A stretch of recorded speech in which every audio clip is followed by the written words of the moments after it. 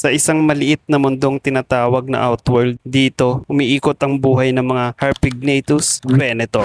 Ito ang kanilang hunting ground, no? Ang training area at ang basurahan ng kolonya. At minsan may nagtatangkang sumilong at ngayong araw, no, may bagong bisita ang Outworld, si Dodong, ang isang dubya. Sa tambakan ng tira-tira, no, may isang bisitang hindi dapat nandito, si Dodong, ang dubya roach, tahimik, mabagal pero matibay. Ang plano niya ngayon, magtago, pero mali siya ng pinasukang tambakan. Magiging ulam kaya siya ng mga mandirigma o makakatakas? Sa ilalim ng batong to, no, may isang mandirigma na laging handa sa laban, si Scouty. Heto na ang mga ngaso, ang ating Harpignatus Venator, isang mandirigmang may matutulis na panga, mabibilis na reflex at sting na kayang tumagos ng laman sa isang iglap. Na ngayong araw, no, may napansin siyang gumagalaw. Kung si Dodong, no, nagtatago, si Scouty naman handang-handa ng maghunt sa Outworld na ito. Walang ligtas ang isang dubya roach. Akala niya simpleng lakad lang ito, pero mali siya, maling-mali.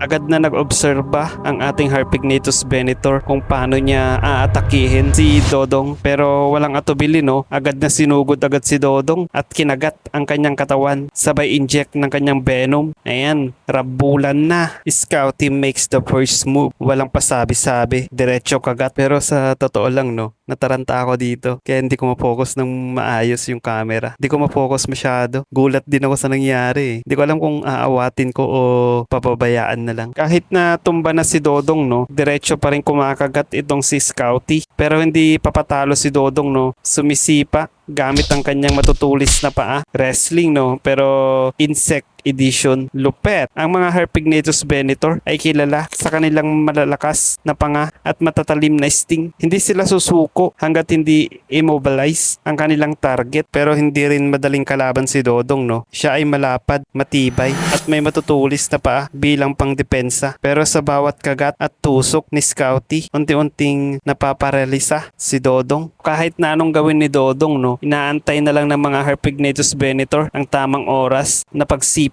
ng kanilang venom. Binuhat na nga si Dodong papasok sa kanilang pugad, pero ito ang tunay na problema ng mga Harpignatus Venator natin. Papaano ipapasok ang isang malaking dubya sa maliit na entrance? Para kang bumili ng sofa, no, tapos na-realize mong hindi pala kasya sa pintuan nyo. Dito makikita ang tunay na tiyaga ng mga Harpignatus Venator, no. Kahit gaano kahirap, gagawan nila ito ng paraan. Kapag hindi kaya ng isa, tatawag ng tulong. Dumating na ang mga kapatid ni Scouty. Habang nasa butas si Dodong, no, tinutulak-tulak ni Scouty ang katawan ni Dodong at may nanghihila naman sa loob papasok sa kanilang nest. Pero mukhang hindi kasya. Hindi talaga kasya, Scouty. Mali ka nang inatake.